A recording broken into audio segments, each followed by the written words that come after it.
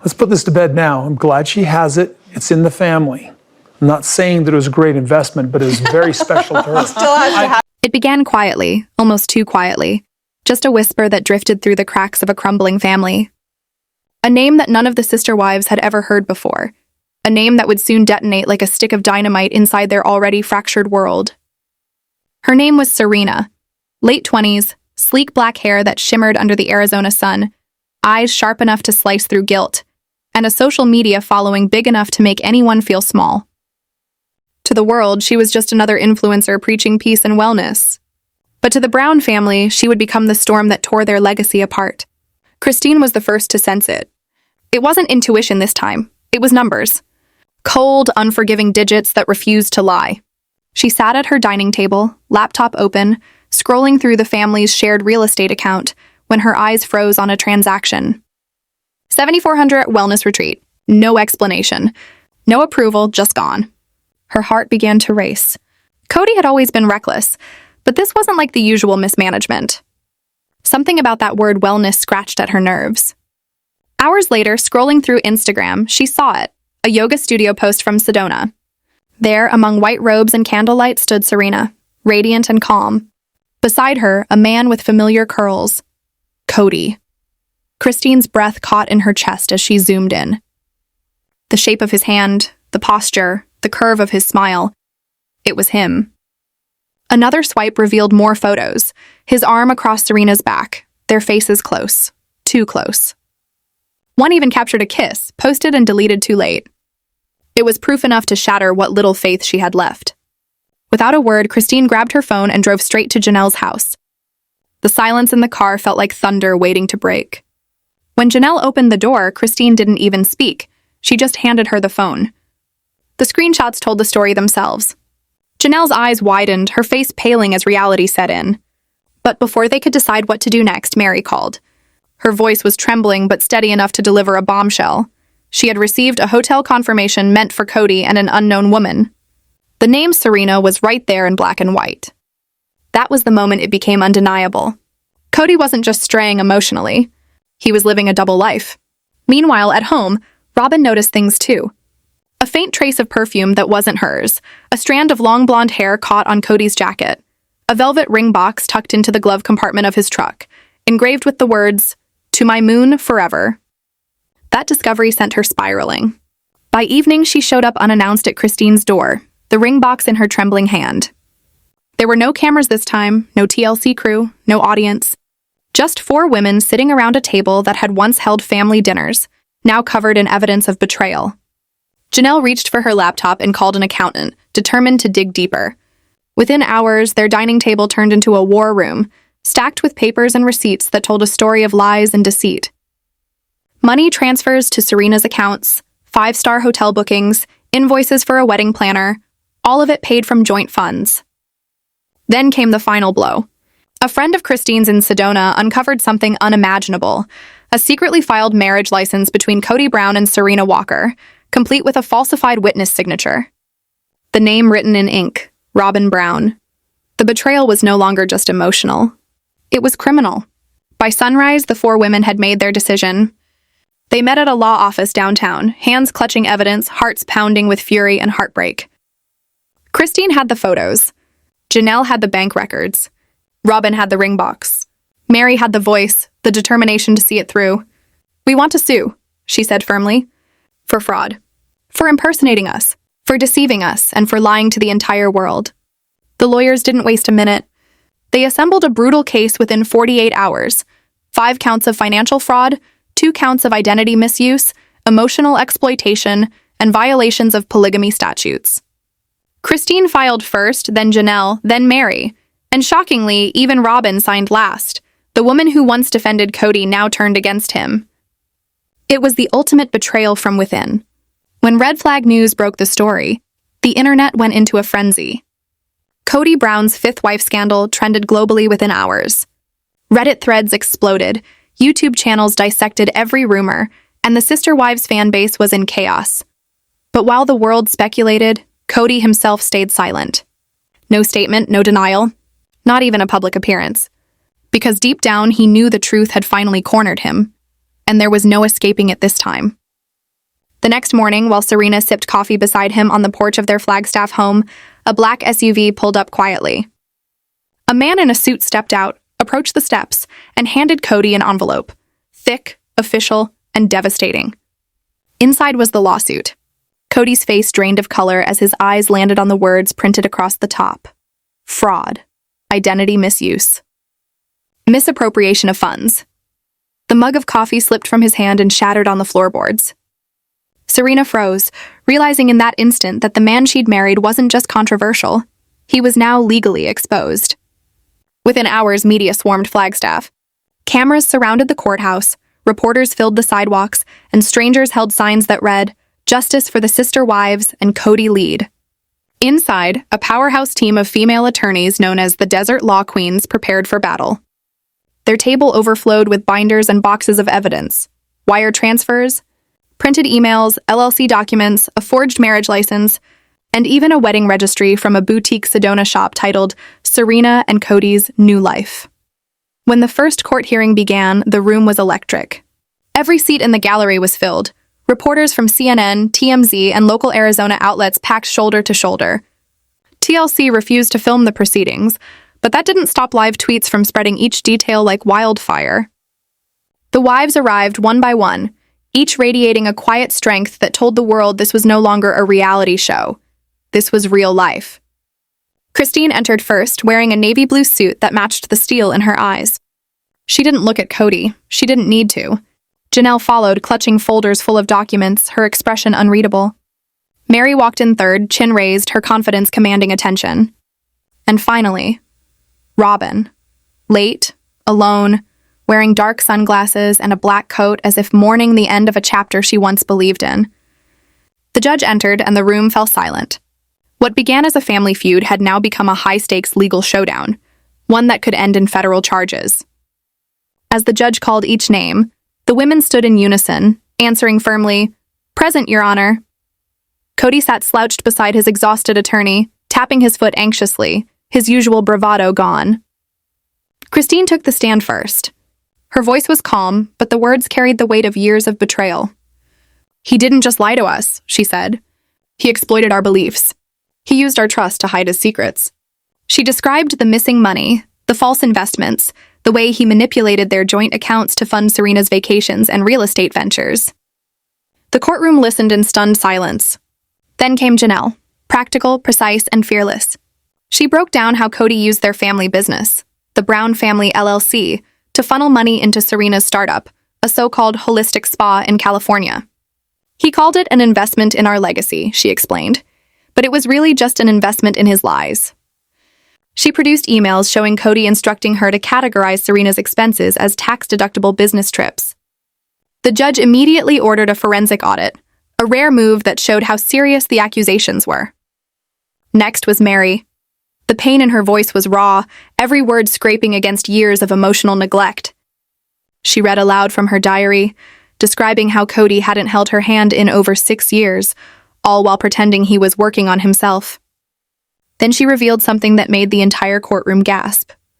Kody had accessed her private email account and redirected TLC residual payments into a secret account under the name Wellspring Inc., an entity later traced directly to Serena. The judge slammed his gavel, demanding silence as whispers spread across the gallery. Finally, Robyn took the stand. Her hands shook, but her voice held steady as she lifted the velvet ring box and whispered, "This was never meant for me." She then dropped the biggest bombshell of all. Kody had used her digital signature on his 5th marriage license to Serena. The lights in the courtroom felt colder that week, as if even the bulbs themselves had grown tired of hearing Kody's excuses. The walls carried a tension so thick it could choke you. Reporters leaned forward, pens ready, and every whisper echoed like thunder. When Christine stepped onto the witness stand again, her composure was flawless. But beneath that calm exterior, pain rippled through her eyes. Her voice trembled only once when she described the night she first heard whispers about Serena's pregnancy, a rumor that sliced through her like a fresh betrayal. It wasn't just that Kody had lied. It was that he'd begun creating a new life while still chained to the wreckage of his old one. The gallery gasped. People turned to each other in disbelief. Cameras clicked softly from the media pit. But the moment that truly shattered the room came when Janelle, with trembling hands, held up a printed email. It was dated months before the lawsuit even began. An email from Kody to Serena that read, "Once the money is transferred, we can move to Utah and never look back. Don't worry, the wives will survive." Those 5 words, "the wives will survive," cut deeper than any blade could. They reduced decades of loyalty, sacrifice, and motherhood into disposable afterthoughts. The judge leaned forward and asked Janelle to read it again, aloud for the record. She did, slowly, deliberately, her voice trembling but clear. Each word echoed through the hushed courtroom, slicing through the air as Kody sat stiffly at the defense table, arms crossed, face pale. His eyes darted toward the gallery where his older children sat. None met his gaze. The shame in that silence was louder than any gavel strike. Then came Meri. Her testimony wasn't dramatic. It was haunting. She read aloud from her private journal, describing the nights she couldn't sleep after learning about Serena. "I used to pray for him," she read softly. "Now I pray to forget him." Even the clerk, usually emotionless, reached for a tissue. Cameras caught tears glistening in Meri's eyes as the judge watched in silence, her jaw tight. It was no longer a story about money or betrayal. It was about emotional destruction, the kind that leaves scars no document can repair. But then Robyn, once the most loyal, the most protected, stepped into the spotlight. What she revealed sent a tremor through the courtroom floor. Her identity had been used to forge a legal marriage certificate. Digital proof showed her signature lifted from a 2021 tax form and inserted into a document registering Kody's marriage to Serena. It wasn't a clerical mistake. It was calculated deceit. When the forensic analyst confirmed this under oath, even Kody's lawyer's face drained of color. And then Robyn took the stand herself. For 40 minutes, she spoke with trembling hands but unwavering truth. The woman who once defended Kody at all costs now painted a chilling portrait. She recalled a conversation from days before the secret wedding. Kody had looked her dead in the eyes and said, "You'll always be my legal wife on paper, but Serena is my real future." The courtroom gasped, a wave of murmurs rippling across the room. When the judge asked if she felt complicit, Robyn's reply broke the air. "It made me feel disposable." The word disposable hung heavy, like a curse that no one could shake off. Kody shifted uncomfortably, scribbling nonsense on a yellow pad as if he could write away the truth. But his control was slipping, and everyone knew it. Then came the explosion no one saw coming. Christine's legal team called a surprise witness, a private investigator who had followed Kody for weeks. He walked up to the stand with a projector and a quiet confidence that spelled doom. Within seconds, footage began to play, Kody and Serena, hand in hand, entering a real estate office together. Kody's voice was clear as crystal. "She's my legal wife."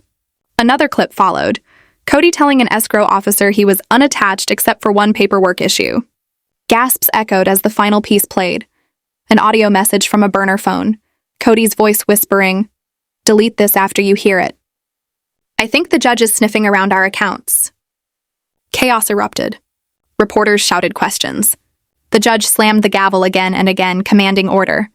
Kody's attorney rose in panic, demanding a recess, but the judge cut him down cold.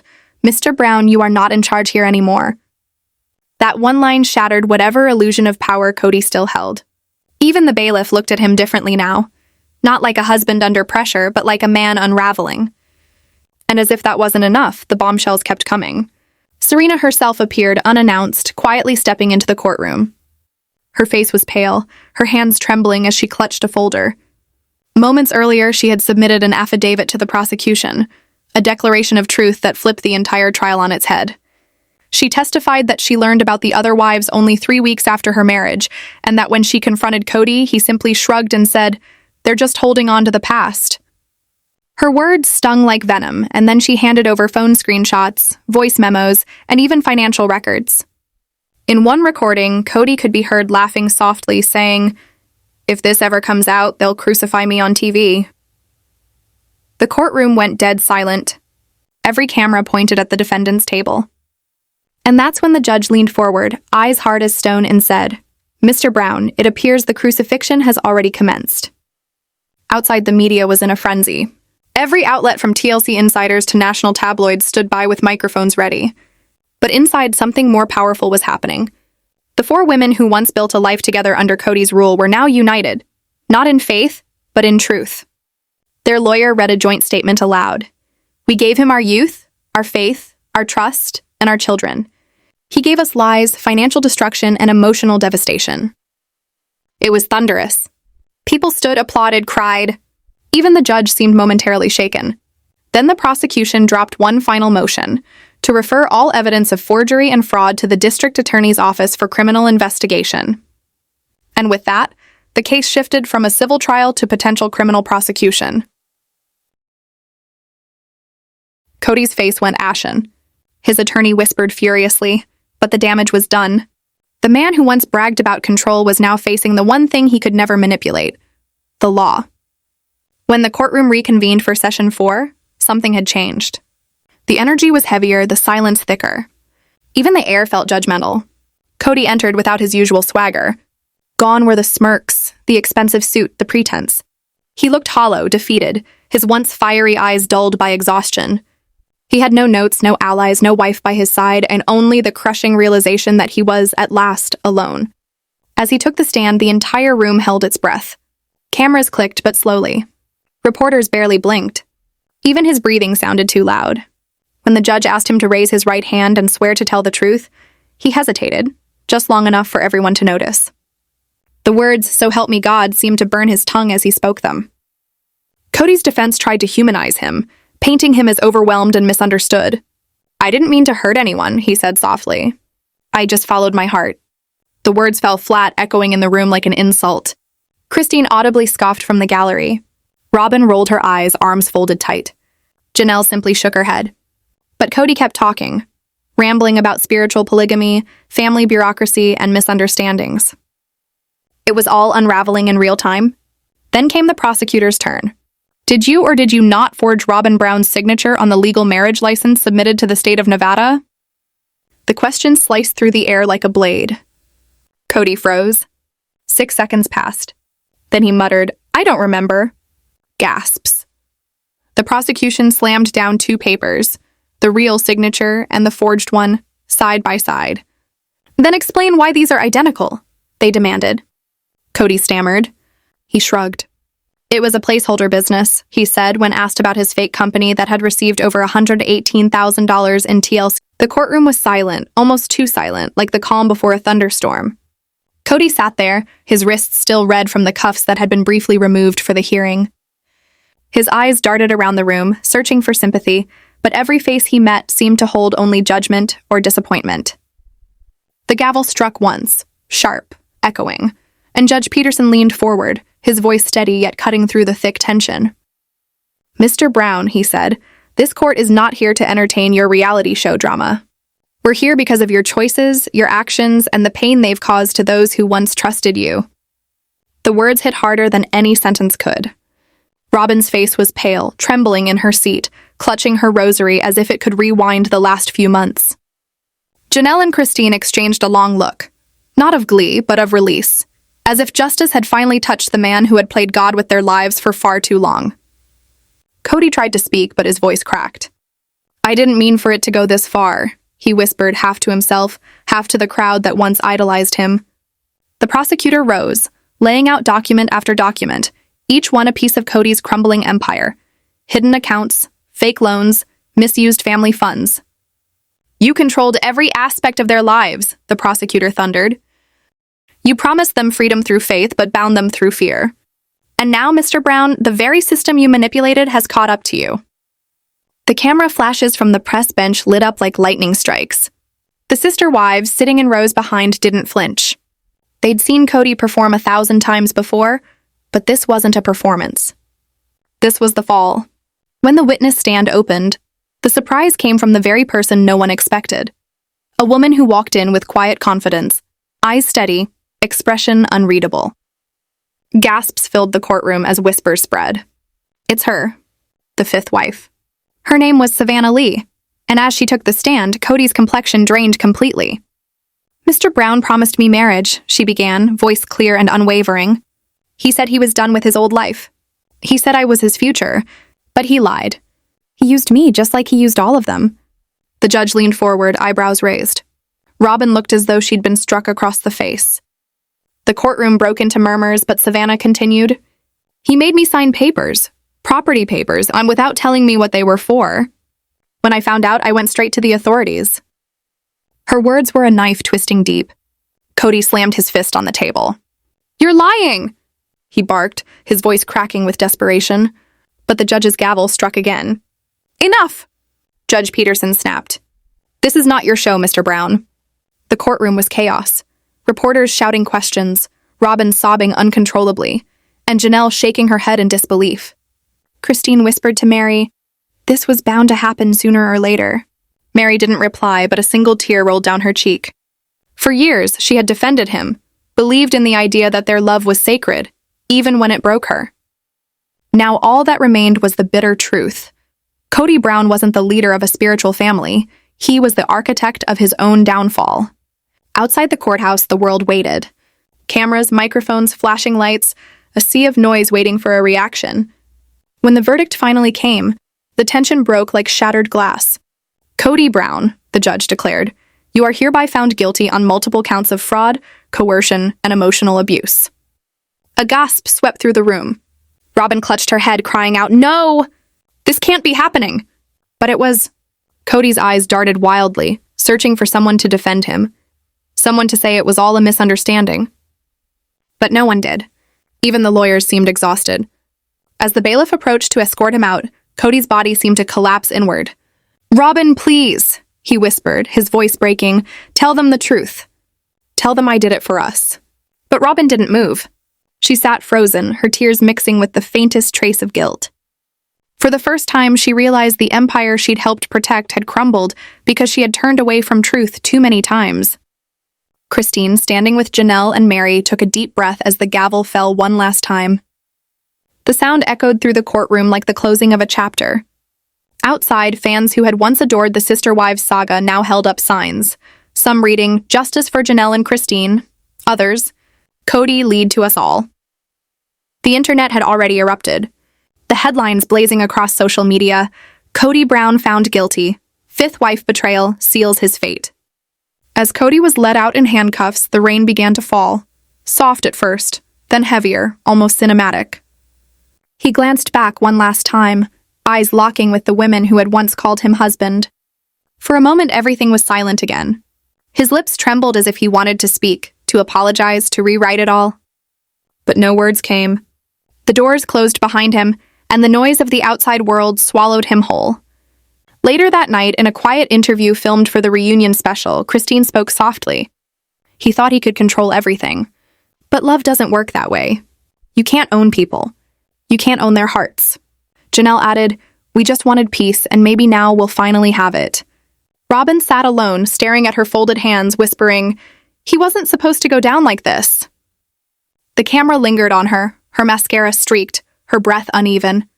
The final image faded to black as her words echoed, a haunting reminder that power, when built on lies, always collapses.